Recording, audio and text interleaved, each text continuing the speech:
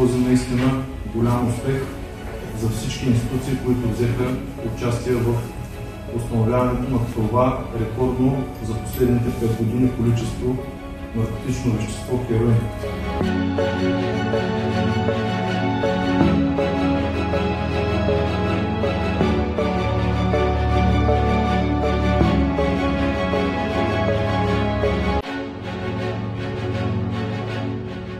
Посочва, че е превозвал стока от Ислямска република Иран през Турция и през България посока друга държава от Европейския съюз. Като това е посочено, че се превозва спални матраци.